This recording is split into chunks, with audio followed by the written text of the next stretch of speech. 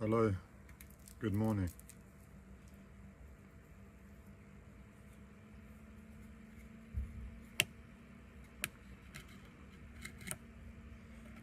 Just the first few words. I'm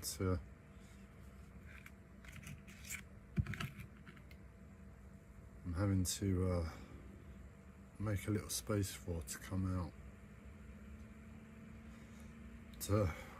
To come out of me and set the rest of the live stream on track.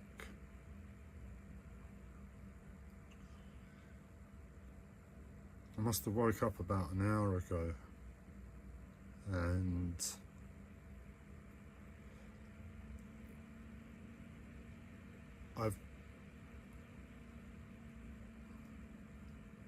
I'm dealing with an aspect of being human,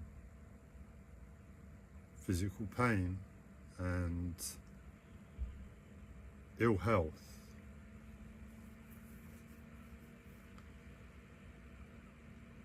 And when I wake up, that's when it's the most difficult.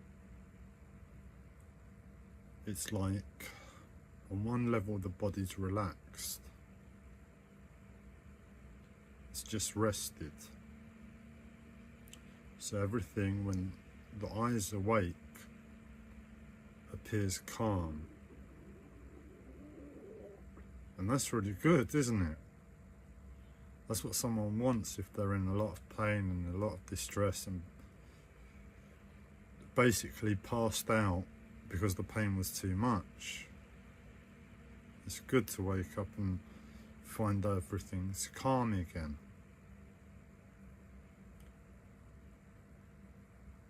But it's a bit of a lie.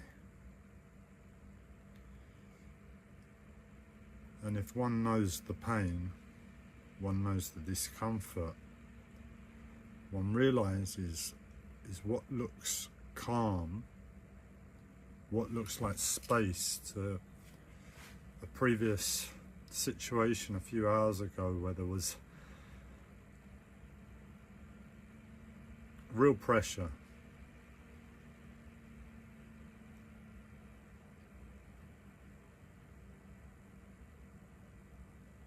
It doesn't take long to realize, oh no, buried behind this calmness,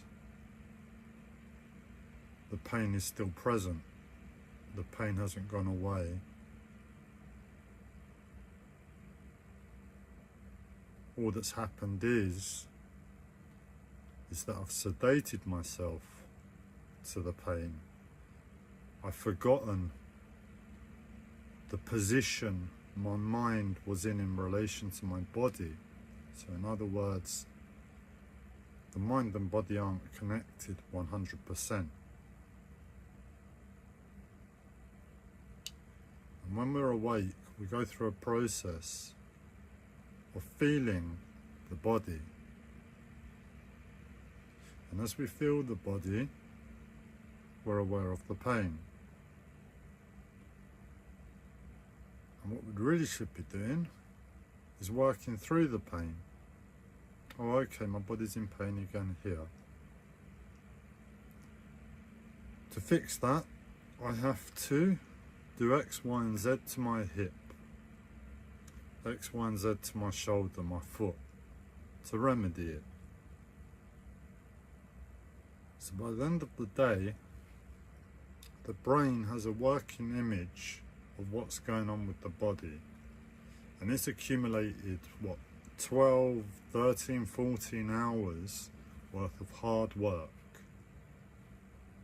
figuring out where the body is, an amount of hard work and resolving it.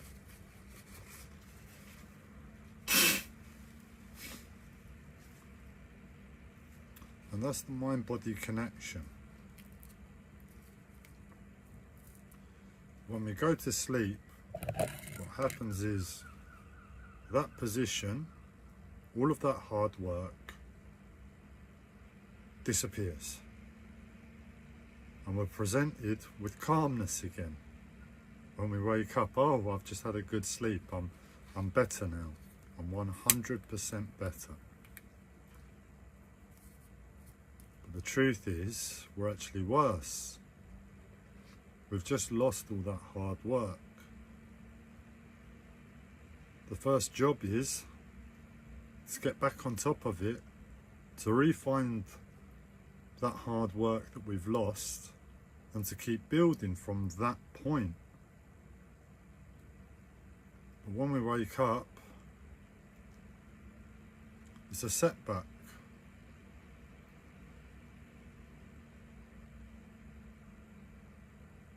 And what happens is that calmness is like an artificial sedation to consciousness.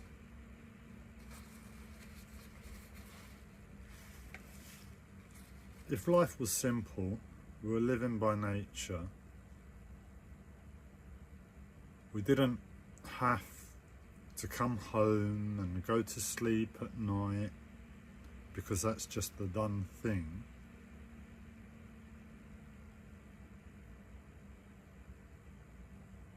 We don't have to keep quiet at night, we can continue the work on our body.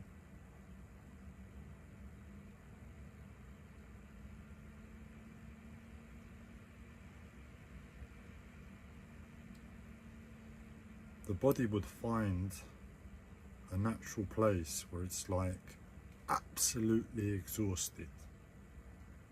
Absolutely exhausted from all the work. And when the body sits down into its position to find some rest, it's actually as close to rest as possible, but we're cutting it short because of the lives that we live. In other words, when it comes down to the point of me falling asleep now, my body and my mind don't want to go to sleep. They need to continue the work. For my life, that's the situation. I need to continue the work. I shouldn't be sleeping. But it's late now. It's 12:30, 1 o'clock. I've got to be quiet for my neighbours. I can't be walking around so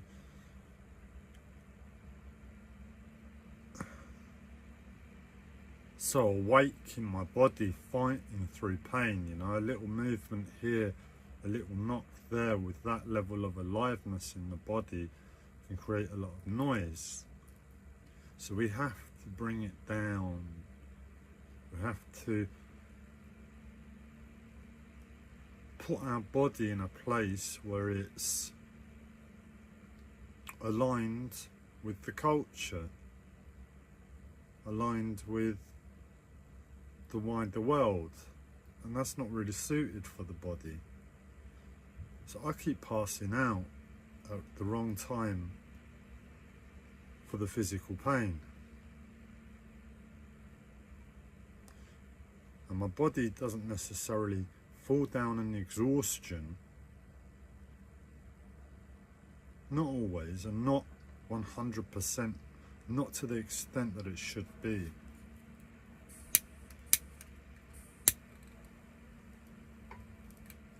And I fall asleep at the wrong time, and it sleeps unhealthy.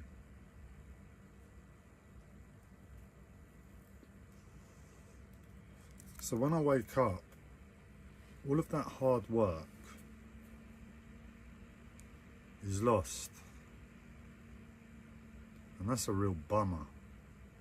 Because when you wake up, and you know after years of going through this that you're never going to wake up and you're never going to be calm.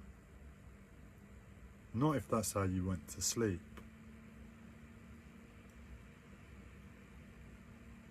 We're presented with this with this calmness. But if all you want is to be in check of the pain, you don't want the calmness. well, you don't want an artificial calmness, you want the real thing. You really want to say, oh, I've done some good work on my physical body, things are better now. I'm still in a bit of pain, but where I can see things are better, that's calmness, and that's real rest. Not this forgetting, this losing process through sleep, where we wake up and things are artificially calm because we've forgotten where our body was.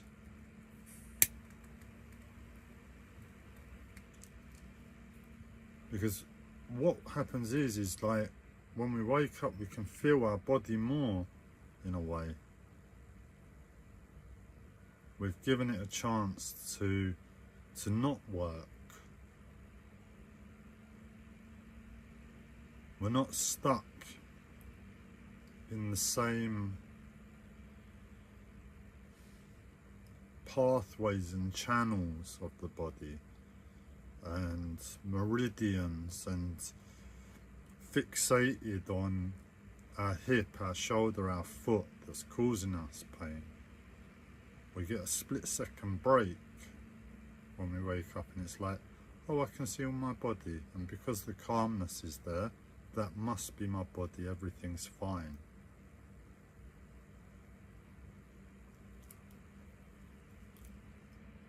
So in one way we're actually able to have a picture of our whole body more. Have a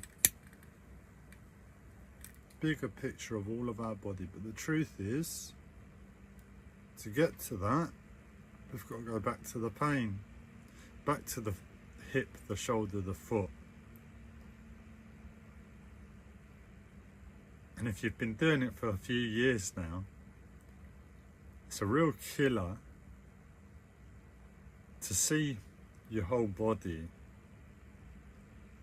with an artificial relaxedness over the situation, realizing the quickest way home, the quickest way that I'm gonna experience all of that and truly experience it, not with this artificial sedateness, is to go back to pain, and I've just forgotten it. So I've got to do 3, 4, 5, 6 hours worth of work to get back to where I was just before I went to sleep. And then I can start building again in the right direction. And if you didn't want to go to sleep in the first place, if it wasn't the perfect time for the body, it's like going to work every day and only getting paid for 40% of it. The first 60% of the hours you work are just to get back on top to where you were yesterday. You only get paid for the last 40%.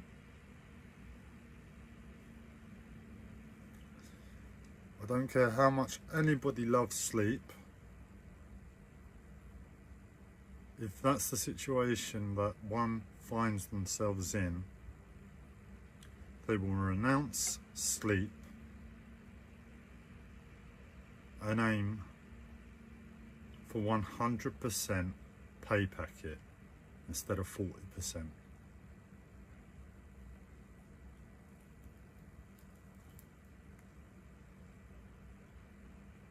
But within the artificial sedateness and within that place, there's a lot of claustrophobia. It feels like you can't breathe. Oh no, it's happened again. I've just lost 60% of my day's earnings. And when you're not earning a lot, it's a real punch in the face. It brings out the worst in a human being, because there's nobody to blame. I could argue the NHS, National Health System here in the UK, that's meant to be there for health,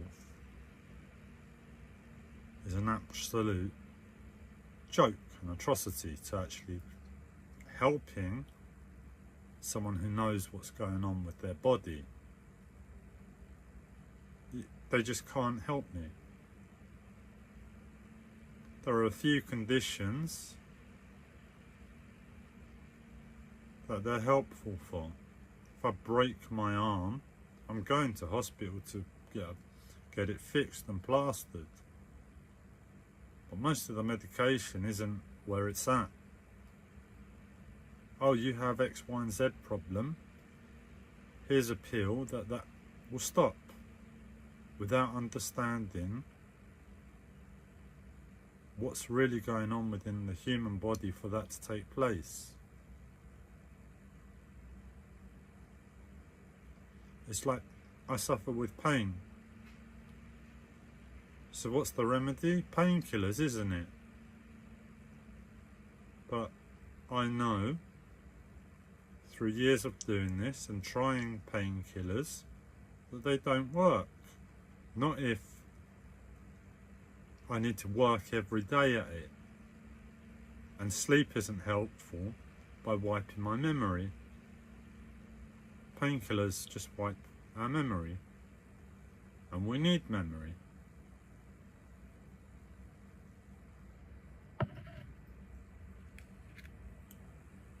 And that's just the situation that the National Health Service doesn't really know what it's talking about or doing when it has health in its name.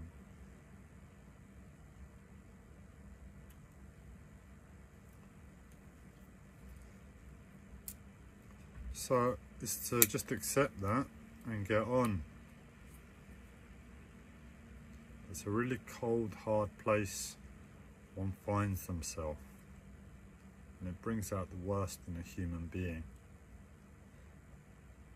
because I really knew the level of suffering I was in yesterday, and the unimaginable thing is, if I was here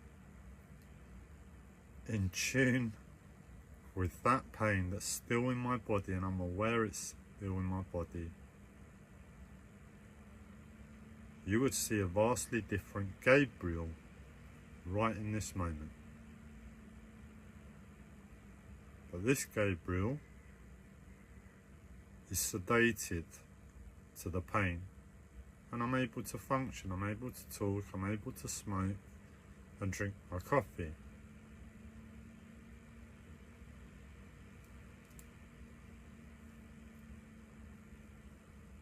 And it all looks alright, doesn't it?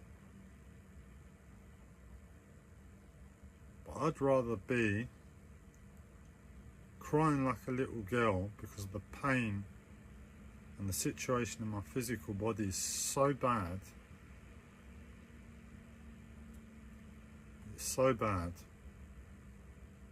that I'd prefer to be crying like a little girl, because that's the natural response of the body to the situation, not this artificial sedateness where I'm able to smoke and have my coffee. It's a place of total surrender to our home of the physical body that needs love and attention and healing as the most important thing in the world.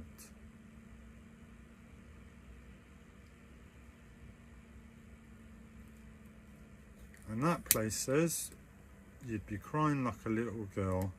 You wouldn't be able to think for your life about taking a smoke or making a live stream, drinking your coffee. You'd be breaking down on the floor and you'd be praying for your life.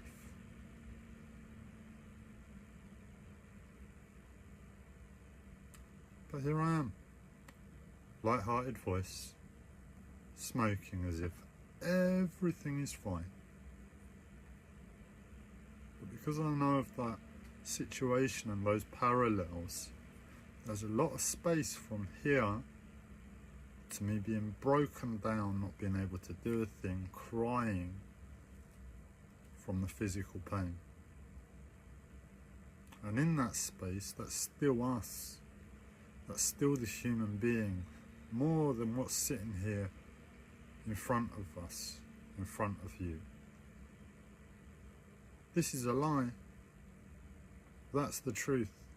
Being broken, not being able to do a thing. And unfortunately, what lies within that space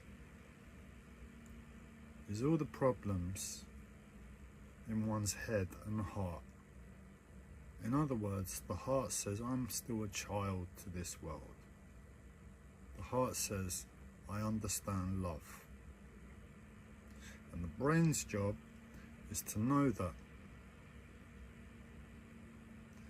Understand the world and say to the heart, that's who you are. And that's still possible in this world and in this life because I understand this. And the innocence and the love still fits in this picture.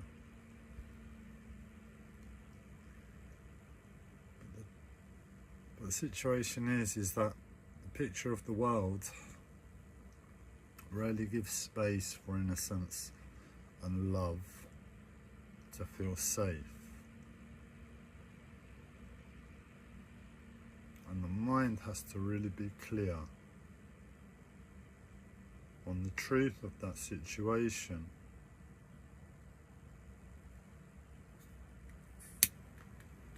Because if it's not clear on how innocence and love, experiencing that horrible situation of being totally broken,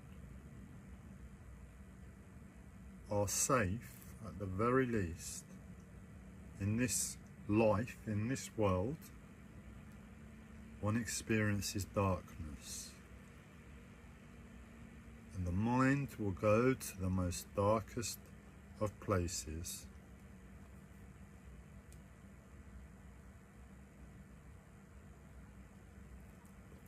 Just so it can be clear, just so it can say, oh no, there was no need for that darkness. I'm safe. I can return to innocence and love. But we all know the world. We all know the world. And the world just does not say love and innocence.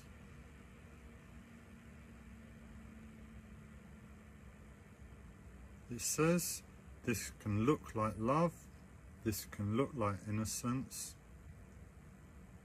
that can look like love, that can look like innocence. But the rest of it is not. The rest of it is not.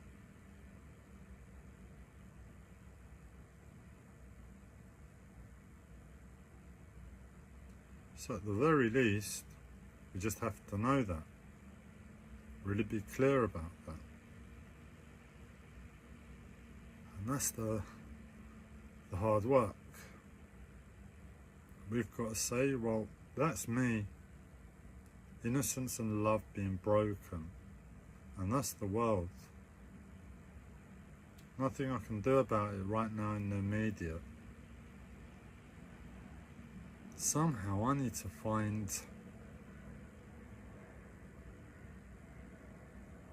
maturity in this moment.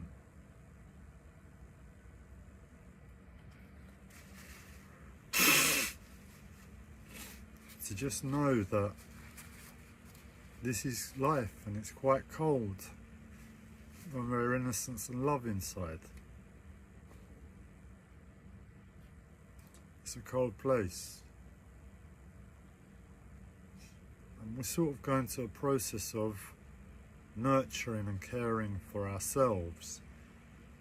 It's like we're having a discussion with the innocence and the love, saying, look innocence, look love, that's who we are, that's who I am.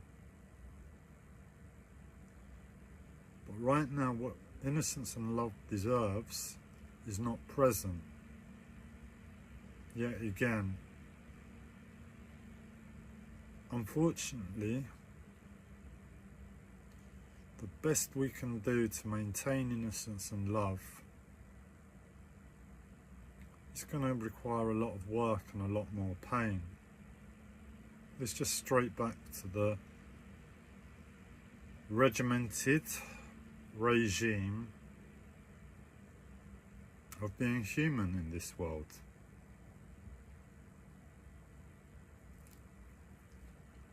Nothing we can do, just get straight back to it. And having done this now for years, it does give some comfort to love and pain. Well, at least the mind is on the ball with the situation. I have no choice but to rest in my mind as the solution out of this problem. So some alignment within ourselves returns between heart and mind. So when I wake up, I go through that process. Oh my God, this world is so cold and brutal to where I am right now. And that cold and that brutalness that is really clear to me in the moment feels like a sedated calm. A sedated calmness as a result of the forgetting process that happens through sleep.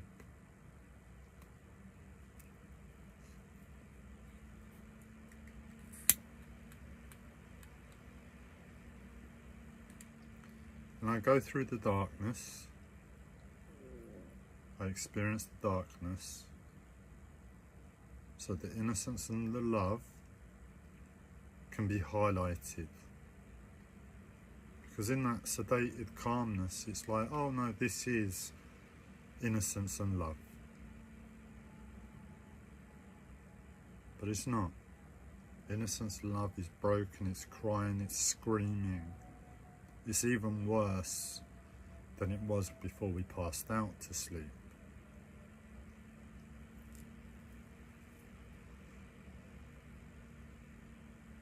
So I allow myself to enter that space between truthfulness of where we are, where the body is, and the vast distance to, no, everything's fine.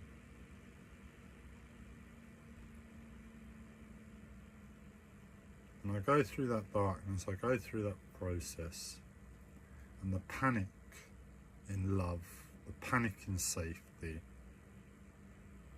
the total claustrophobia to the pain and the physical situation. I give space to those to say, no, your truth. You are more real than this sedated calmness I've woken up to. I'm listening to you. This one can do it. This one can get as far away from me as possible. Sedated calmness. And it's horrible because I have to go through the darkness. And I have to really monitor myself and control myself. You're going to go through the darkness. But don't let it get too dark. Keep it in check.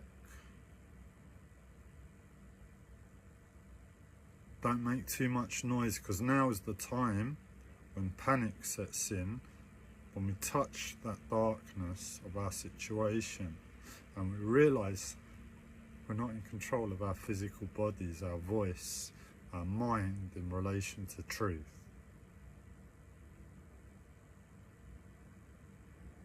It's a real hard message, this, to hear. And we go through the darkness and we do our best to not too far away. We don't push ourselves too far away, we're practical with it. I'm going through this darkness to get back to innocence and love. But I have to give it space. And darkness is anything but innocence and love. So it's almost like, well, I'm going this way. God, be with me. Please do not let the darkness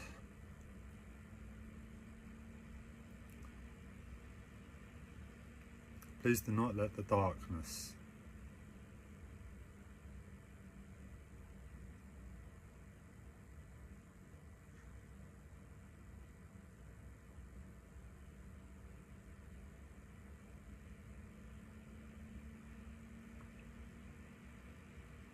corrupt me,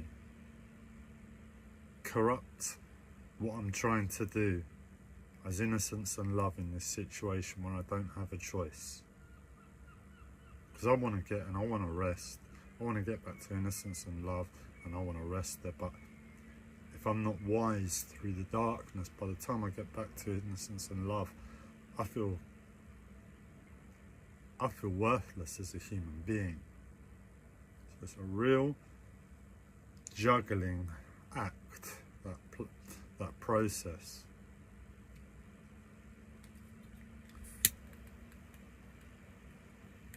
And we get back somewhere to innocence and love, and we realise the work that's needed to be done for the day.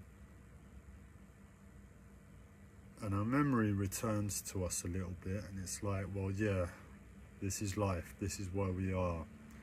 This is what I'm doing in the moment. I remember now, things are really bad at the moment, but I've assessed my life over and over again, and I know as long as I can keep it calm,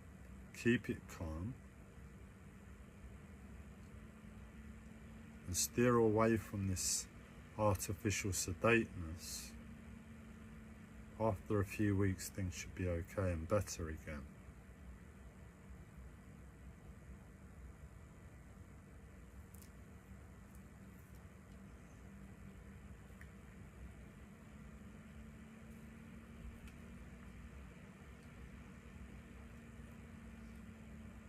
Being human in 2025.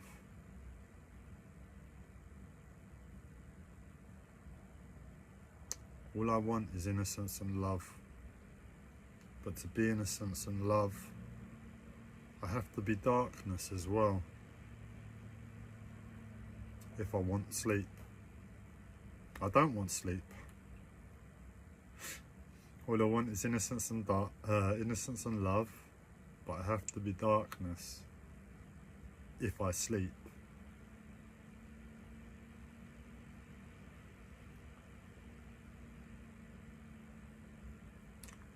And it's kind of like that, isn't it? Where do we go when we sleep? Oh, I don't know. But a good way to describe it is darkness, isn't it? It's dark, we close our eyes, we pass out. Never would I have thought I'd label sleep like this. Never in a million years.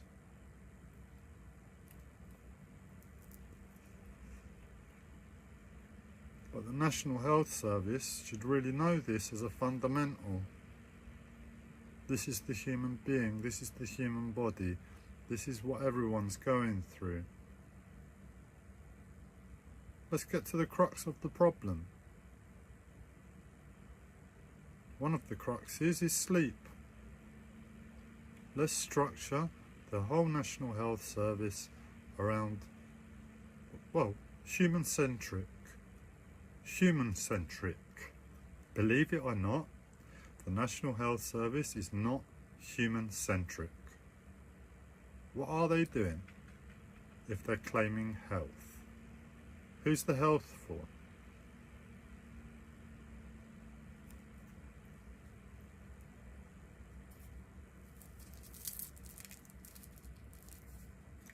But hearing myself on this live stream, speaking through exactly where I am, It really does help. And I have to do that in my life so much. This is what's going on right now, Gabriel. You know that. You know the pain in your body to this extent. You've action planned the pain. This is the best we can do in this regard. And the rest of life is accommodated for. It's a real hard, lonely place. No one really wants to find themselves in. But that's the best place we can be right now. Let's get on with it. There's a certain level of acceptance and peace there.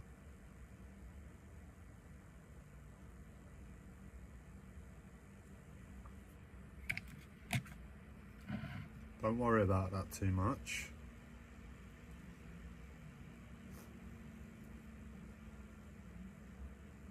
Unless any of it makes sense to you.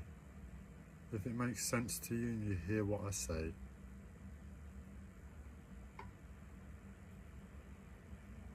then just remember that we're innocence and love, and that's attached to darkness.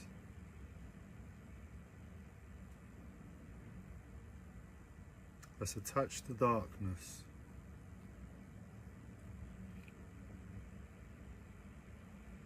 So go down that journey however you see right. The darkness is going to arise. It's to know that it will be the worst and most horrible thing to innocence and love to pour out of us. And it's to forgive ourselves in that moment. And the way we do that is knowing we're trying, we're doing our best,